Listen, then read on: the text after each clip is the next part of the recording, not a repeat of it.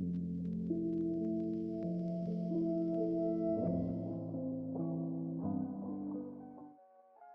seu segundo longa-metragem como diretor, Quentin Tarantino já consagra tudo aquilo que o faria ser tão prestigiado: humor negro, banalização da violência, diálogos extensos, narrativa não linear, ótimas atuações e uma trilha sonora cativante.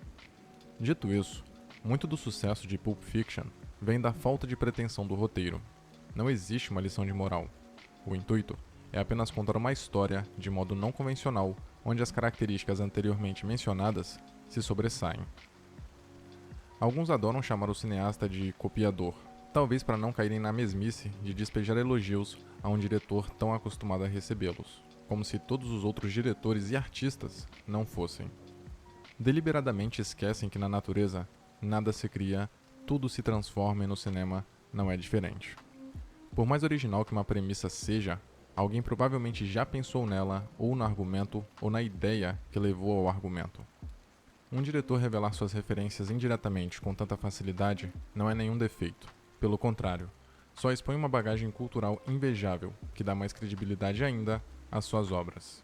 E o Tarantino não se envergonha desse atributo. Isso posto, o cineasta, incapaz de esconder sua paixão por faroeste, aposta em um clima suave de western em Pulp Fiction. Ainda homenageia a estética noir quando, através de uma janela de um táxi, dirigido por uma bela mulher, vemos um cenário preto e branco, além da fumaça tão característica do gênero. Mais referências são observadas na sequência que se passa no Jack Rabbit, como por exemplo, os pôsteres pendurados na parede, o garçom vestido de Zorro e a moça fantasiada de Marilyn Monroe, reproduzindo a famosa cena do vestido voando.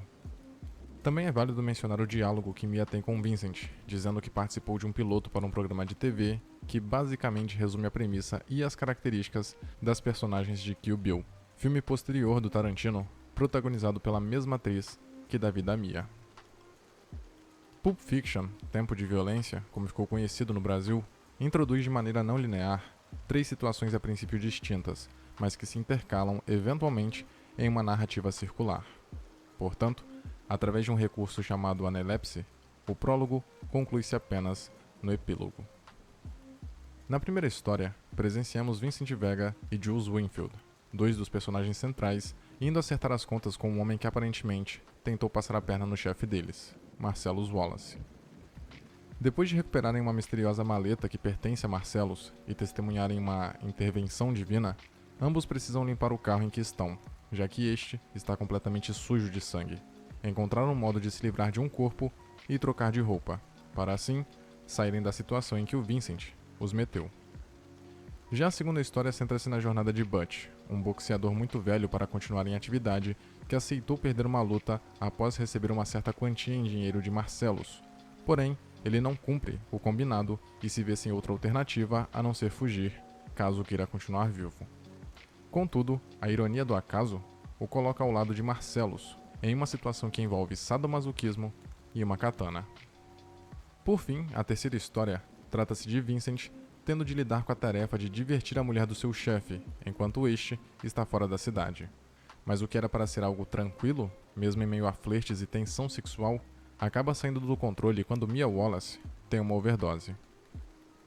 Acredito que a simplicidade de cada história, aliada à narrativa bem construída, é um dos principais pontos fortes de Pulp Fiction. É o tipo de filme que diverte despretensiosamente, ainda que não manere no uso de artifícios engenhosos, como o modo que os eventos aparecem e se sucedem, pelas sequências longas com ângulos criativos e planos bem fechados, dando ênfase nas expressões faciais em meio a diálogos comuns. Em contrapartida, a câmera focando a ação em segundo plano, registrando as reações dos personagens em primeiro, confere às cenas um teor mais apreensivo, e quando aliadas aos sons diegéticos, tornam-se eficientes em criar uma atmosfera tensa. A trilha sonora, por sua vez, é fundamental em todo o longa, por estabelecer o que está por vir, por dizer muito sobre a situação ou sobre os personagens e reforçar o que estamos vendo. A cena onde Mia e Vincent dançam juntos, por exemplo, expressa um momento de descontração que Vincent se permitiu ter e ressalta a personalidade divertida de Mia. Além disso, a música You Never Can Tell já antecipa uma situação que ambos irão se meter, mas que não poderão contar para ninguém.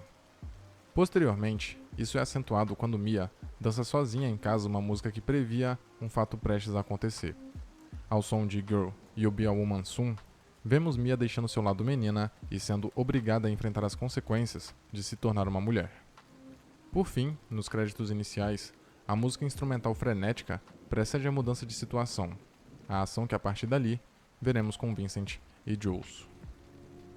Apesar de não ser a primeira obra a se arriscar com uma edição que foge do convencional, é importante ressaltar que a narrativa não linear de Pulp Fiction é fundamental para a trama, não é apenas estilo. Se não fosse por essa característica, o personagem que morre durante a exibição não poderia voltar ao final dela, finalizando seu arco.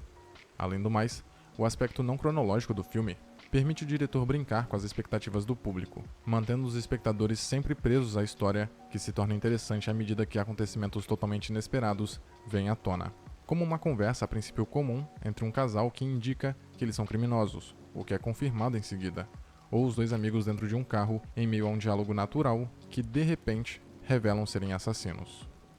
Esse elemento imprevisível do roteiro exibe uma preocupação em deixar tudo mais orgânico, sem parecer forçado.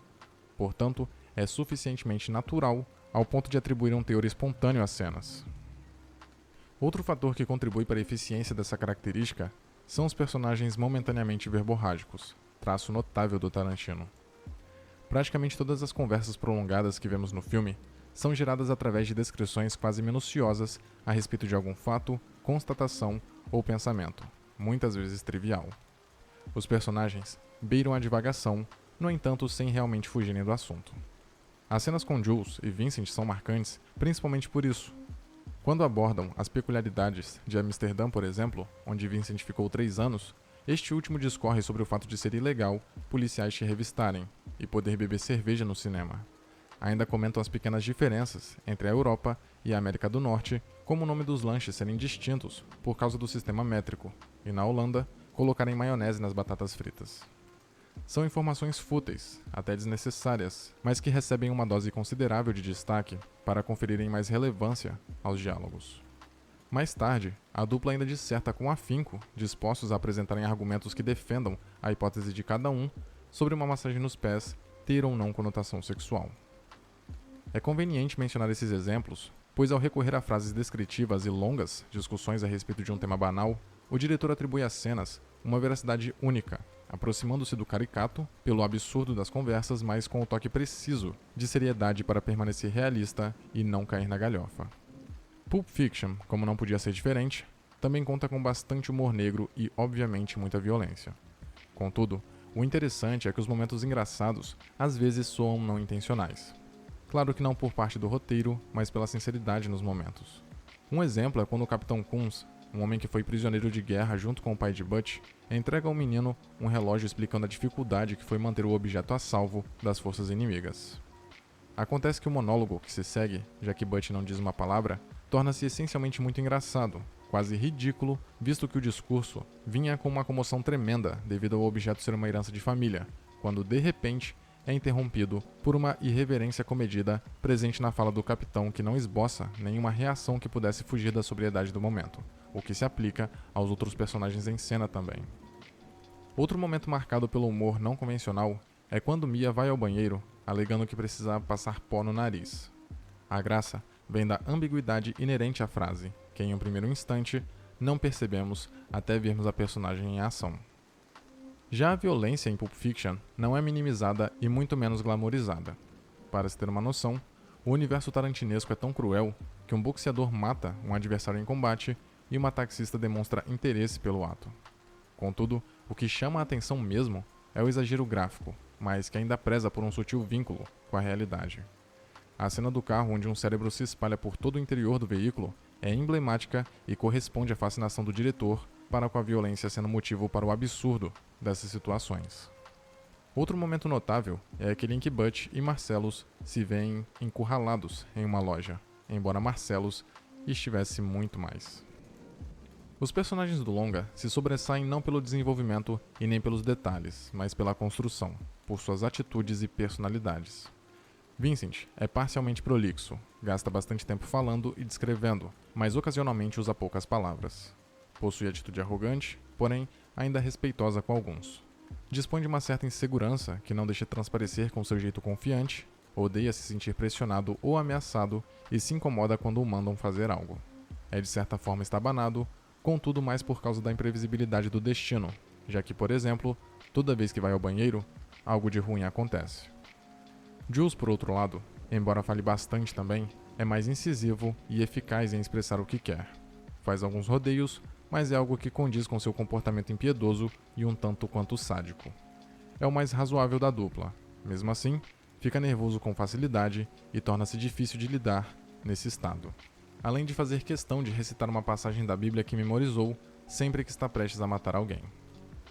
Já Butch difere bastante desses dois. Ele é bem mais quieto e possui um temperamento explosivo, que camufla com seu ar de conformista. É bem astuto também, além de ter uma coragem admirável que às vezes o leva a confusões. Como figura antagônica suprema do filme, deixando claro que praticamente nenhum personagem se enquadra no perfil de mocinho ou herói, temos Marcellus Wallace. Não chegamos a vê-lo sendo cruel ou algo que justifique ele ser tão temido. Porém, o respeito e preocupação que as pessoas sentem em relação a ele já é o suficiente para acreditarmos que não se trata de um bom indivíduo. Por fim, lembrando uma princesa clássica modernizada da Disney, Mia Wallace é a donzela viciada em cocaína, atraente por causa do comportamento imprevisível, indomável e naturalmente sedutora, que aparenta ter um prazer natural em proferir frases que podem ser mal interpretadas ou capazes de induzir ao erro. Como em uma lenda arturiana, ela eventualmente se encontra em perigo e precisa ser salva pelo cavaleiro de caráter duvidoso, além de chegar muito perto de se envolver com ele. O descaso com o passado e o próprio desenvolvimento dos personagens em Pulp Fiction é justificado pela clara intenção de deixá-los caricatos. O mais próximo de crescimento que temos em relação a esse aspecto é primeiro causado pela epifania de Jules, que muda sua perspectiva sobre a vida quando sente a presença de Deus, e segundo ao sermos apresentados ao Mr. Wolf, conhecido por limpar a bagunça. O roteiro faz questão de expor do que o sujeito é capaz quando este afirma que chegará ao local de destino em 10 minutos, quando o tempo normal seria 30. Isso confere credibilidade ao Mr. Wolf. Não precisamos vê-lo resolvendo outro problema para acreditarmos que ele é competente. De resto, os personagens terminam da mesma maneira que começaram, superficiais. Mas isso de maneira alguma é algo negativo. Na verdade é bem pelo contrário, condiz com a proposta do filme de ser uma ficção de polpa, e como tal, não precisa e nem carece de profundidade, servindo majoritariamente como um entretenimento momentâneo, mas nem por isso descartável.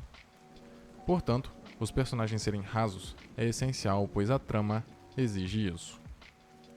Pulp Fiction refere-se às revistas feitas com papel barato, fabricadas a partir da polpa de celulose, que ganharam notoriedade no início da década de 1900.